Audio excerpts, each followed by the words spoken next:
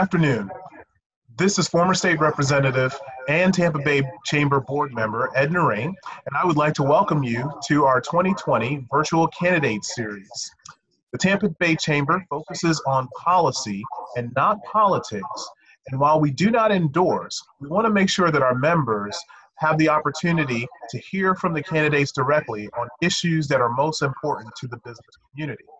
Today, we're excited to welcome the candidates for the Hillsborough County Tax Collector position.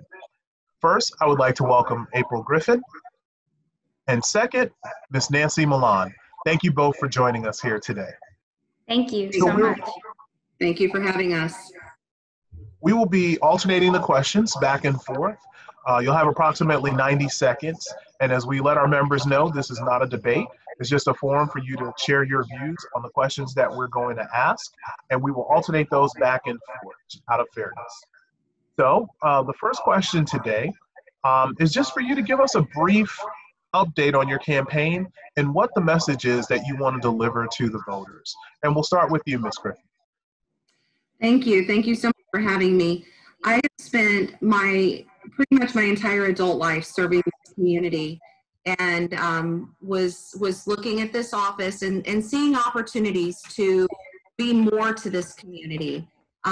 We've had the opportunity to talk to a lot of people in the community about the issues that they're facing, long lines, different issues with those offices, and there's so much more that we can do and so much more that we can be to this community. I want to have mobile units that take the services of that office to the members of this community. And if we have to do that through grants, then that's what we do. Find out what laws we need to follow in order to do that, but to create the opportunity to take those services into the community. I have a degree in organizational studies, so I understand people and systems, and I love this community and I want to serve it. I want that office to be more than it is right now. All right. Thank you, Ms. Griffin. And Ms. Millan, welcome again. Can you give us a brief update on your campaign and the message you'd like to deliver to voters? Absolutely. Thank you again for having us. I think this is a great forum for us to share our views. I've been with the tax collector's office for 30 years. I started as an accounting clerk, and I've worked my way up through the ranks to a director of community relations.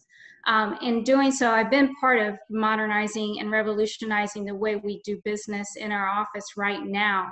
However, I will tell you that I'm not going to sit idle with the status quo. I have a vision, and when elected, there are certain things that I would like to improve upon, and that is increasing accessibility to our services through our community outreach programs, so that every resident gets the accessible services that they need when they need it. And I'm not just talking about just going out and meeting with the community. I'm talking about other means of providing services and providing online services that are quite different than what we're used to right now. And I believe with that opportunity that we also can reduce those wait times that we're currently experiencing in our offices. We have to remember that we serve over 1.4 million people a year within Hillsborough County Tax Collector's Office. So that's quite an undertaking. With 8 branches, it's still never enough. There's a great demand, and as population increases here in Hillsborough County, so does the demand to go into our office. Every single resident in Hillsborough County has to visit our office or touches our office in some way, shape, or form at some point in their life, with taxes, driver's license, your motor vehicle, boats, there's just a whole array of services, and I believe increasing accessibility is important. I also believe in investing in cybersecurity and protecting the identity of our constituents is very important. And so I believe in increasing that, ensuring throughout these years as we move into a digital age, that is in the forefront of everything we do. So that is very important to me. Thank you. And Ms. Millan, you're going to get the next question. What do you see as the core function of the office? Our core function is customer service and the collection and distribution of funds.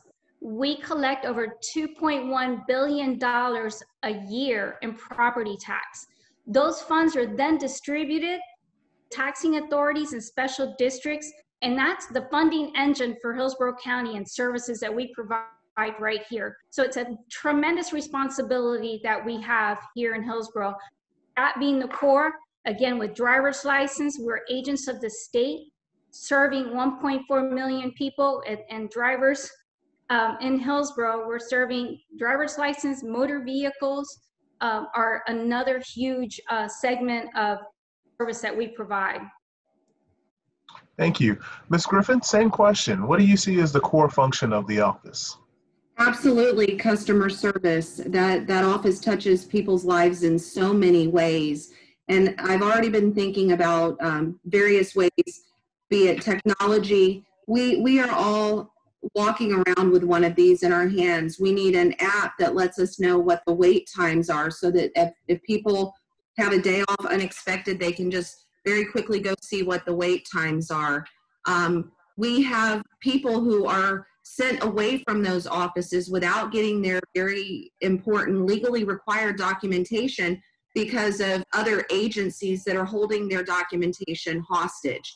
And I've been talking to people and thinking about a system of caseworkers where when someone reaches one of those walls, we are not just telling them, go figure it out, we're helping them figure it out.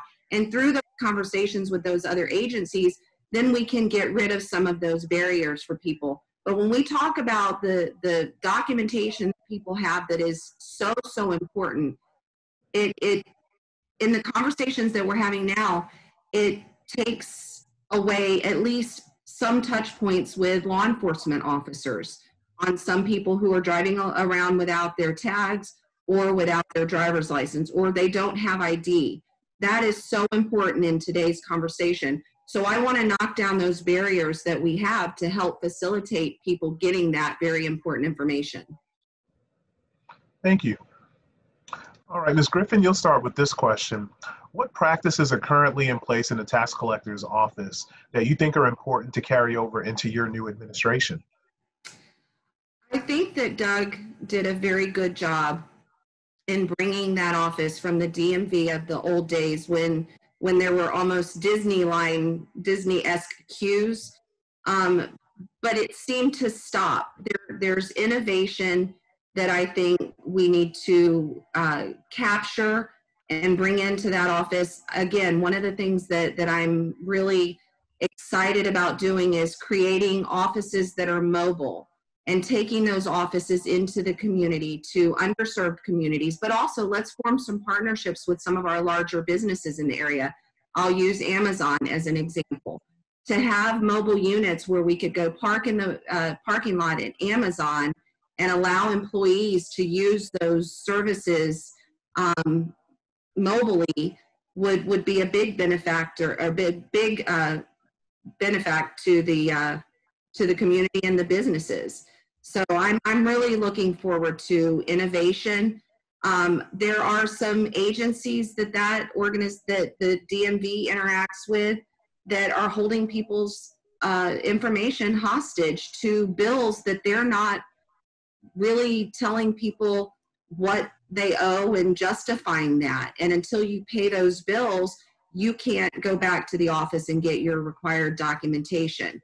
So those are some of the things now that are in place that I'm looking at, and I will have an audit once elected to find out what I've inherited, and then from there, talking to employees and figuring out what is working. But Doug did lay a good foundation, and I'm really looking forward to building on that. Thank you.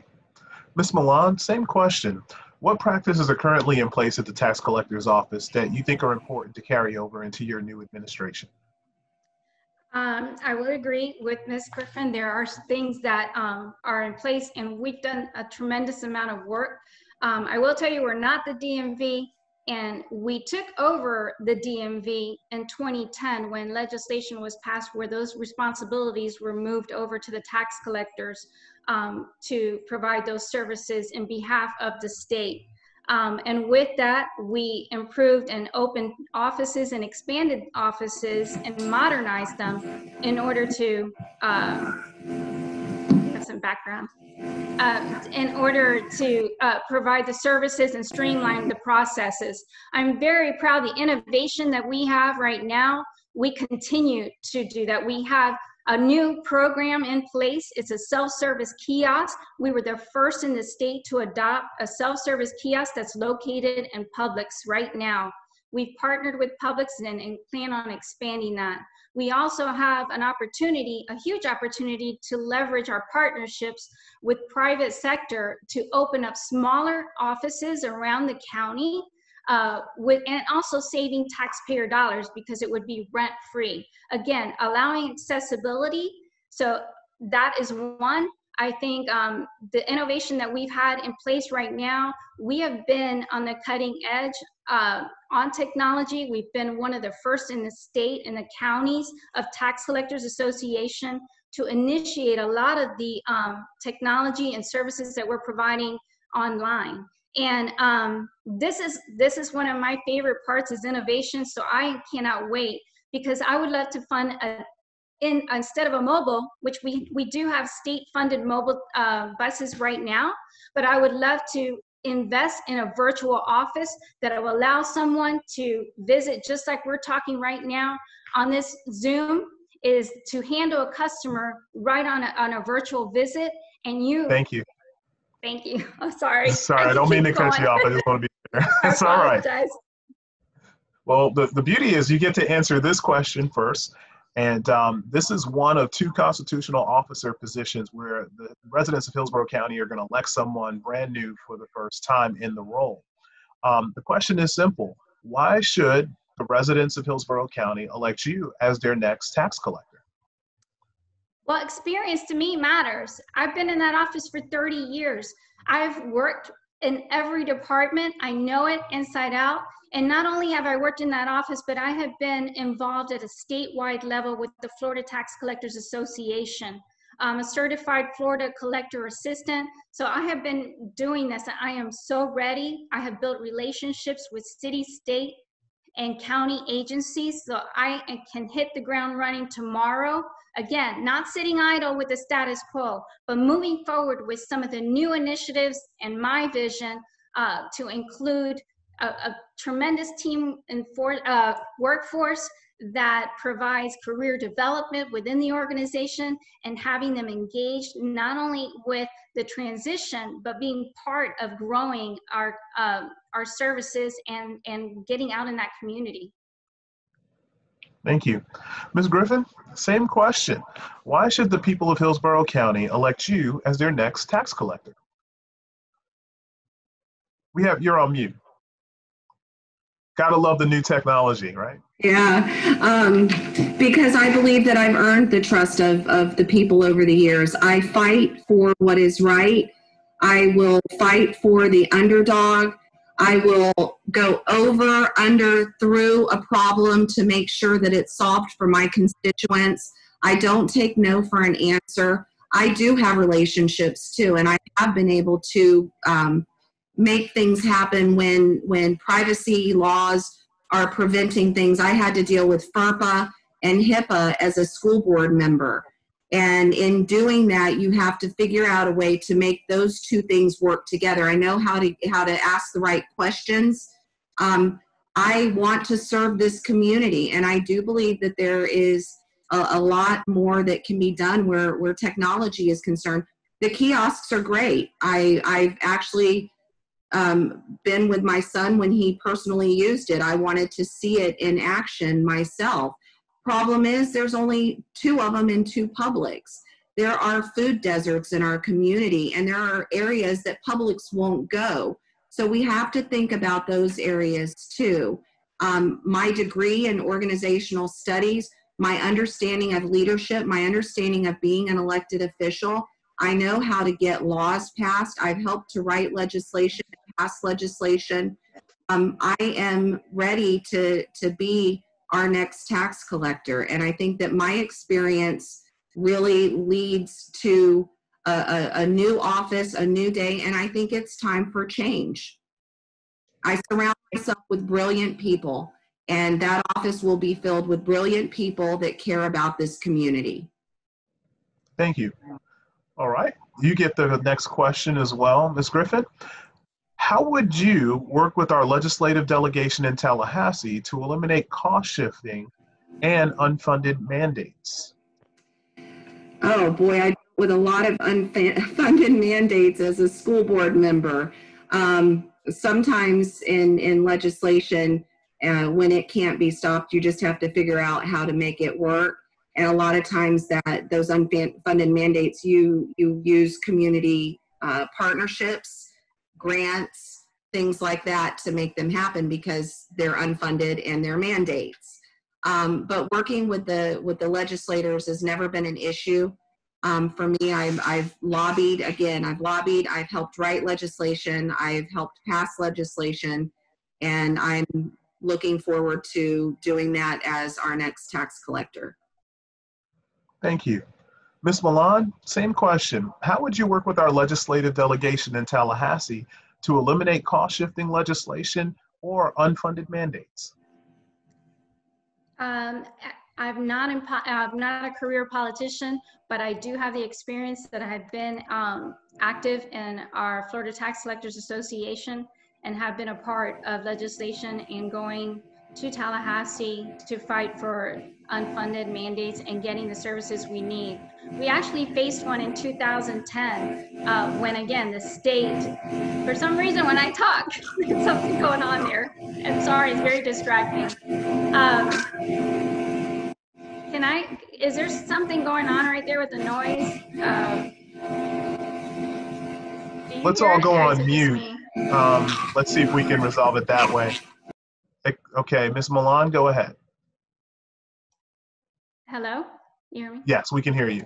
Okay. Thank you. We faced unfunded mandates in the past when the state transferred all of the driver's license services over to the tax collector, and we had to readjust and reprioritize and be agile to serve our community. And we've done that, and it's very difficult. This is something that we deal with every day, and every year when we go to legislative day and going through the session, is trying to work with our legislators to realize too, not only are we taking this service on, but we're also doing it at a cost, because for every transaction that we do, we are actually losing money. Property taxes is actually funding driver's license right now because the fees haven't been increased in a number of years. My goal is to continue to work as tax collector on these issues that are important to our state, to our community, to here to Hillsborough County, to get the fees that we need.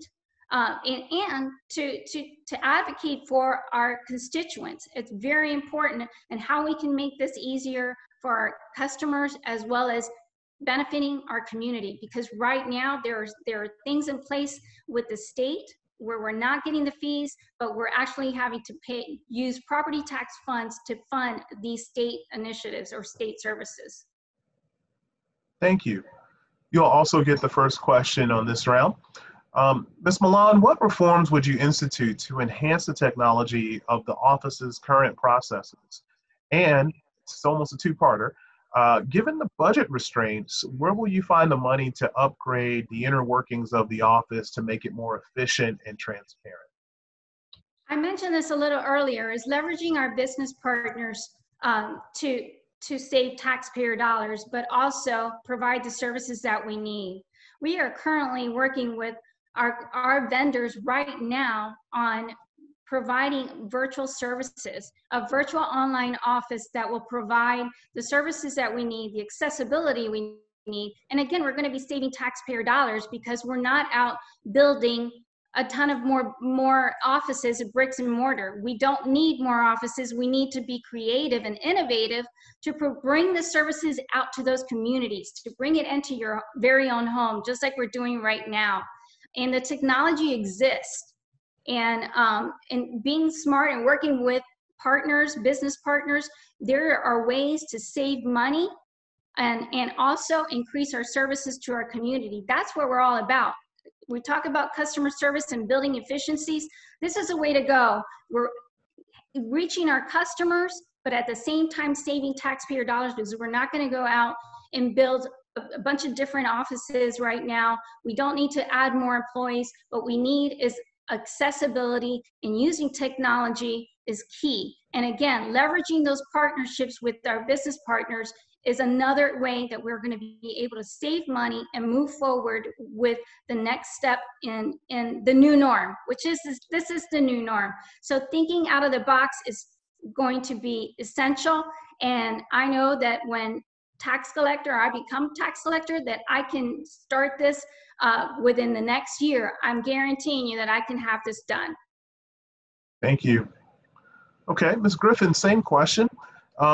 What reforms would you institute to enhance the technology of the office's processes? And then given the budget restraints, where will you find the money to upgrade the inner workings of the office to make things more efficient and transparent? You're on mute again. No worries.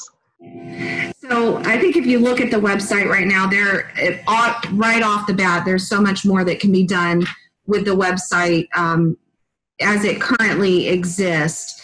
The other thing I'm learning, and I'm having people reach out to me a lot, and I'm hearing a lot in this community, we are the only county in the entire state of Florida that when you buy a car and you leave the dealership, you have a paper temporary tag. Other counties are much more innovative with that.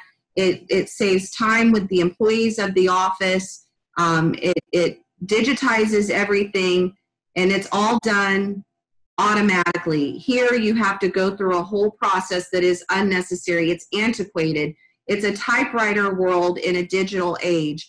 And I believe that that's because of certain relationships that exist within that office. I am going to go into that office. I'm going to look at the contracts that exist, make sure that they are best for the people of this community. I'm a business person too. I have worked with companies and I have helped them to find efficiencies within their organization.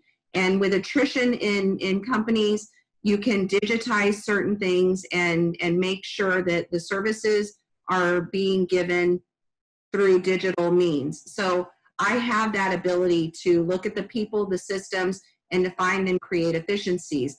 But again, surrounding myself with brilliant people and getting the work done. There is a lot of work that can be done. Thank you. Ms. Griffin, you're also going to get this question first. And we've kind of talked about this a little bit with everyone, but I'll throw it out there.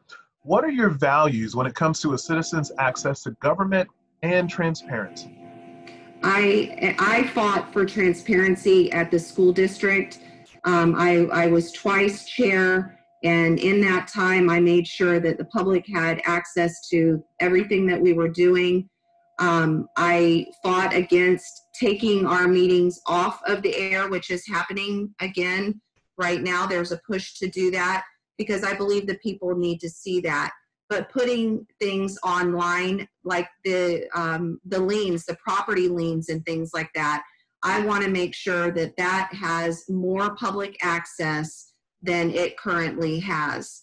I fought for an auditor at the school district, and for many years fought to get an auditor. When I was successful in doing that, and we did have an audit come in, we found that we had a $300 million deficit that we had to deal with.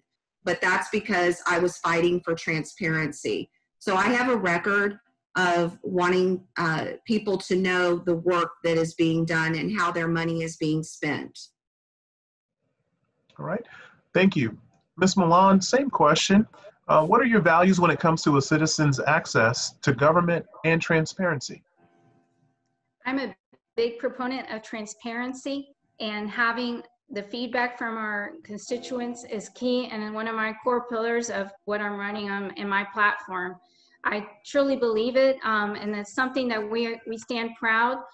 I can honestly say our audits for the last 2 decades have been 0 audit findings. So that talks about the level of service and what we do within our office and how important it is that we are responsible for the taxpayer dollars and how they get distributed and how it's returned back to the county. So I'm very proud about that. and I would want to continue doing so and moving forward. I also want to involve our community in having an advisory board so that we do, again, continue on with that transparency, and not only putting into place certain ideas of my own, but including their vision, including their input and feedback from every community. We want to be able to hear from people. We want them to be a part of this and take ownership. This is something that we're in together. And I believe that having that type of advisory board and getting their feedback, again, allows for transparency as well as accountability to our office. Thank you. We're just gonna keep moving back and forth. Okay. Ms. Millan, you're gonna get the first question here. Can you name one issue in Hillsborough County that directly impacts or is directly impacted by race and equity? And explain how your office can incorporate an equity framework in addressing this issue. You know, we've identified, again, there's areas in our community that need those services and need accessibility. And Ms. Griffin, you pointed out the Publix, and you're absolutely right. And that kiosk and other services can definitely be spread out into different areas. But when you're dealing with so many different agencies that we are regulated by we are agents of the state. And so there's lots of loopholes and work that we have to be done. So having just the mere fact that we have a kiosk in our county is a huge success story, because there's a lot of things that you have to go through and just to get it into Hillsborough County. And you probably know that, being in that situation before through your position. So having that feedback, being again out accessible to those areas is important. Internally, I can also say in our workforce clearly demonstrates that we have a workforce that mimics our community. We have a majority minority workforce where 55% of our workforce is minority, including myself, who is the first Latina in a leadership role. And I'm very proud to say that. Thank you. Ms. Griffin, same question. Can you name one issue in Hillsborough County that directly impacts or is directly impacted by race and equity, and explain how your office can incorporate an equity framework in addressing this issue? I spoke to it a little bit earlier. There are people who are being turned away from the office. They might take a day off from work that they don't have the time to give, sit in the office, wait, and only to be told that you have an outstanding bill with, say, the Expressway Authority, and you can't get your license or your tags until you clear this issue up. I've already been thinking about a caseworker where someone, if they spend too much time in a situation and they're being told you have to go to another agency, that we're going to have a caseworker step in and help facilitate those conversations. I will tell you that in my work in this community, I have seen where people that don't have ID, people that have expired tags, those situations lead to interactions with law enforcement officers that are unnecessary. And I am going to do everything once I'm in the office to remove those barriers for our community members. There is no reason that if somebody comes into that office and it's another agency that is saying that you owe this money, that we can't help them facilitate and figure out what the causes are. Because I will tell you, I've heard this complaint over and over again, that people are being turned away. They have to go to the Expressway Authority, and then they will not justify the cost. So either you have to pay what they say you owe, or you're in a catch-22. Thank you, Ms. Griffin. You're also going to get the first question here. It's going to be just so everybody's aware, it's the second to last. We've talked about a lot of important policies and procedures today. Before we wrap up, is there a priority that we haven't talked about that'll be a focus area for your campaign and for your role if elected as tax collector? Absolutely, and I'm excited to step into this role. I've thought about the community involvement and what that has looked like in the past and what that looks like at a lot of organizations. And there's this kind of one-size-fits-all approach. The executive team that is working for me will be on a rolling on-call. And so for 1 week, from Monday through Sunday, that executive will be in the community with me during the day, in the evening, different events that we go to that we're invited to participate in the community involvement. And then they will bring those issues back to the executive team in our staff meetings. They will talk about whether it's an isolated issue, I'll let them resolve this, whether it's an isolated issue, whether it's a systemic issue, and how do we go about resolving that? Because that's how I dealt with issues that came to me when I was a school board member. First thing is to resolve the issue.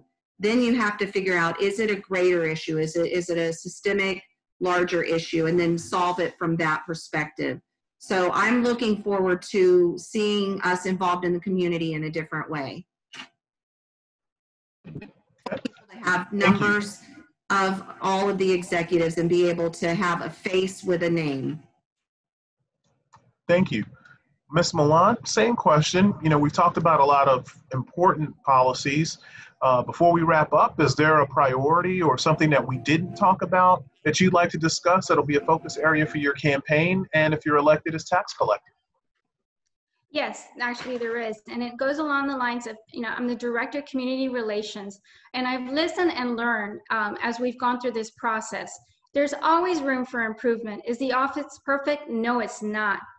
But my intention is to go out and learn and bring in an advisory board, bring out services out to our community so that we can sit down and go through those cumbersome paperwork and the difficulties it is to get to some of these things that are statewide. These are issues that are statewide. These are required documents that are federal requirements for Real ID. There's a lot of things that need to be taken into consideration. And I think that having that ability to have these one-on-one conversations with people, and even in community centers, and bringing the services out to the community so that they can have a better understanding and are better prepared. So when they come in the office, they don't have to wait, so that they have the opportunity to upload documents in a virtual repository so that they then can come into the office just to get the one item and that's it. You know, we didn't become the gold standard because we just say so. We actually had to prove it. We have became gold standard when we won Sterling Award. The Governor Sterling Award is for performance excellence. That means something. We just don't say that we're great, but we had to prove it by performance, showing our performances and showing our statistics and showing how we have lined up with our strategic priorities as well as our mission and our vision. And as tax collector, I'm going to continue doing that. That's what makes us accountable. That's what makes it transparent. When you have a process like that in place, that you're not only including your internal customers, but your external, and it's just going to be a win-win and make our office successful. Thank you. Thank you very much. So we're down to our final question, and it's really more of an opportunity for you to talk to the voters directly. Ms. Millan, we're going to start with you. Where can voters go to learn more about your campaign and your position on the issues that are most important to them? You can learn more about my campaign at www.votenancymillan.com. You can also follow me on Facebook, Twitter, and Instagram and LinkedIn. Okay. Ms. Griffin, same question. Where can voters go to learn more about your campaign and the positions that are most important to them?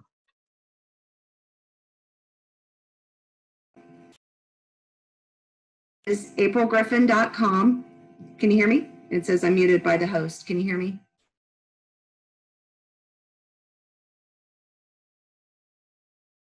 Okay. Thank you. You can go to aprilgriffin.com. and you can learn more about me there. You can call me on my cell phone, which will always be available, and I've had since I began my service in this community, and still rings to this day, 813-417-1102. And I will be available to answer any questions. I am really excited about this opportunity for the community. So thank you so much for having us. And this has been a great forum.